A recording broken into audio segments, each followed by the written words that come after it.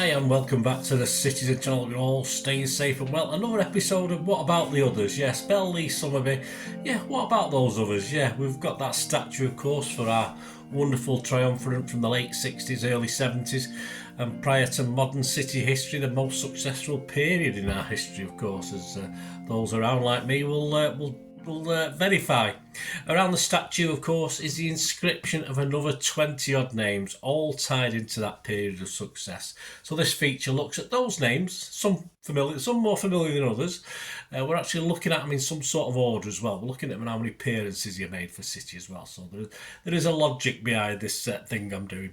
So we've already looked at the names Clay, Glennon and Mundy. We've looked at Chris Jones. We've looked at Bobby Owen. So check those out on the channel.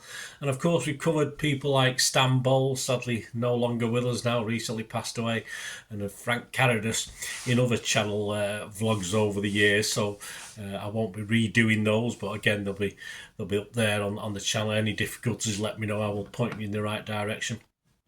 Well, today it's the turn of an interesting name gentleman. Yes, I always thought it was quite funny at the time when I used to watch this guy. He's called Arthur Mann.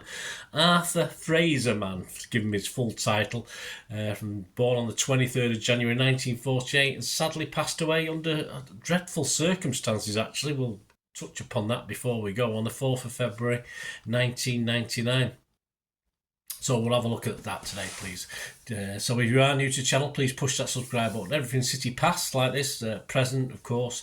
I do all the new stuff and future as well. I always look forward as well, so as long as I can keep going. So share your thoughts, guys, especially on Arthur Mann or anything to do with City. It doesn't matter, or this period in time. If you're as old as me, be great to hear from you. And if you do check out the channel, you'll see stuff on film and TV as well, which is have a look at that. Or if you know anyone who might be interested, have a peep in that. I'm sort of up to date on that. I do all the latest stuff as well.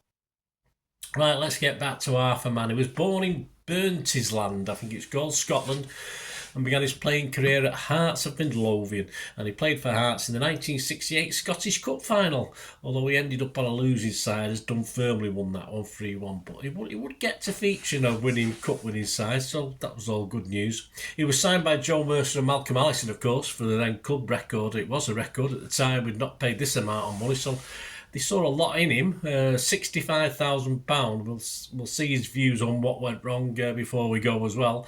He was signed on November the 25th, 1968. And made his debut 5 days later at West Ham at I called it Upton Park in those days. It gets called the Boleyn Ground, doesn't it? A 2-1 defeat on the 30th of November. I always have a quick look at what the starting 11 that day was, and of course I'll do the starting of 11 of his final game as well. But the starting 11 that day: Dowd, Pardo, Mann, Doyle, Booth, Oakes, Lee, Bell, Summerby, Young and Connor. So yes, so some famous names as you'd expect at that period in City's history. Most City fans got to see our new Scottish player in a 7-0 win over Burnley. I saw that does link in my mind, that 7-0 win. I thought we didn't win too many games by that sort of margin in those days, and that sort of sticks in my memory. 7-0 win over Burnley on December the 7th at Main Road. Although he probably didn't have that much to do, did he, this sort of hammering playing as a left back. So yes, they were demolished, but that was our first chance to have a look at him. He played a lot of reserve games as well, which of course I did go to a lot of the reserve matches in those days. I didn't get to any away games till the mid-70s, so I would have seen him play a lot for the reserves. And he managed 5 games. Yeah, he managed 5 games for the first team before being dropped to the reserves. And by the season end, he'd started 7 and was used just sub-1. So he hadn't quite established himself. As City went on an FA Cup, of course, run ended in victory against Leicester at Wembley. He only played in the first game, the round 3 game, at a 1-0 home win over Luton Town on January the 4th. So he missed out, of course, on a Cup Winners' Medal that season. Season 69-70, during the close season, he got married, so that was good news for him. But on his return, yes, it was back to Central League action. He did have a fear of flying, which was a problem, as City were in Europe at this stage, but it sort of knocked on the. I mean, he probably wouldn't have played many European games, but it probably wouldn't have helped, would it? Played in our various European escapades. But he did manage to get some appearances in City's run to the Cup Winners' Cup final and victory, of course, in 1970. He managed to play both legs of the quarter-final against Academica di Coimbra. Of course, 0-0 over there and 1-0 at Main Road. That was in the March.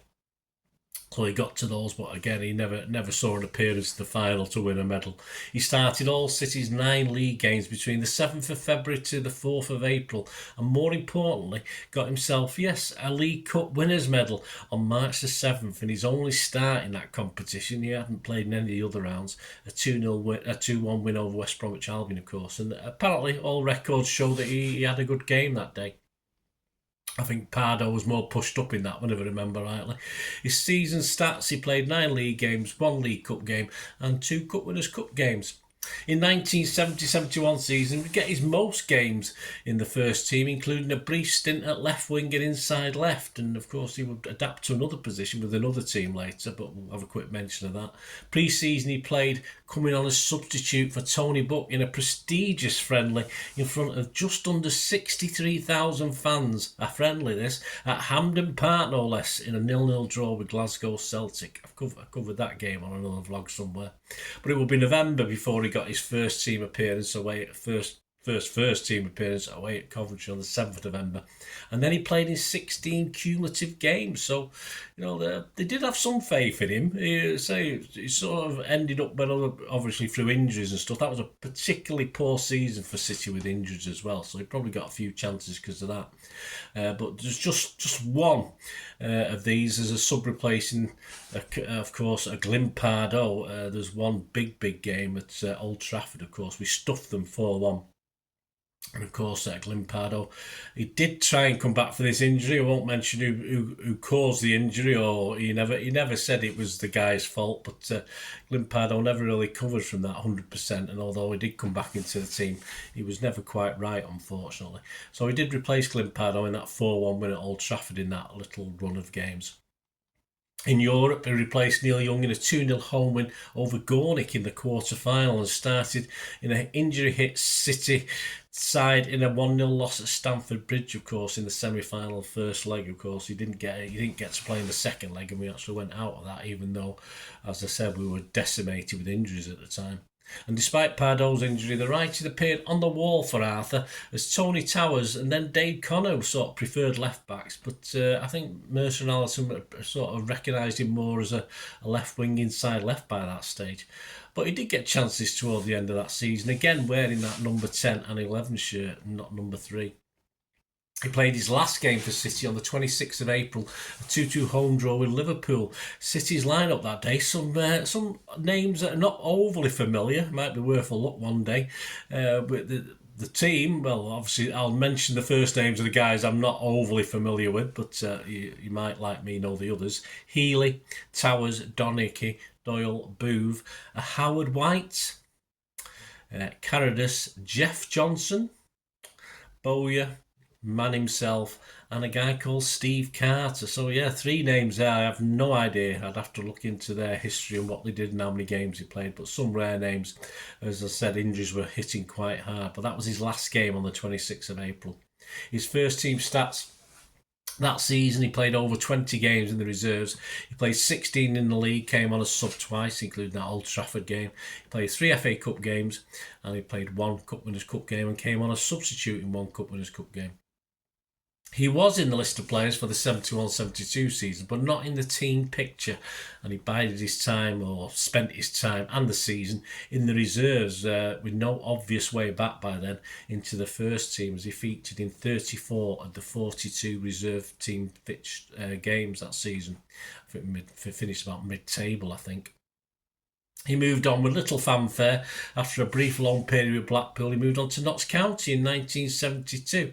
And there, he would play as a left-sided midfield player, so a bit more of a number 6. So, of course, that's a number Joe and Malcolm hadn't tried him at, but he did have some success and played a lot of games for Notts County. Arthur Mann would admit, and this is the point really, that the speed of the English game, of course Notts County were in a lower division, he'd admit that the speed of the English game at the very highest level, the first division, was just beyond him. And of course, certain things would have been seen by Malcolm Ellison and Joe Mercer, who said did invest a lot of money in him, and obviously it would go down as perhaps not one of their most successful purchases. His overall City stats in the league: he played 32 times with 3 as substitute.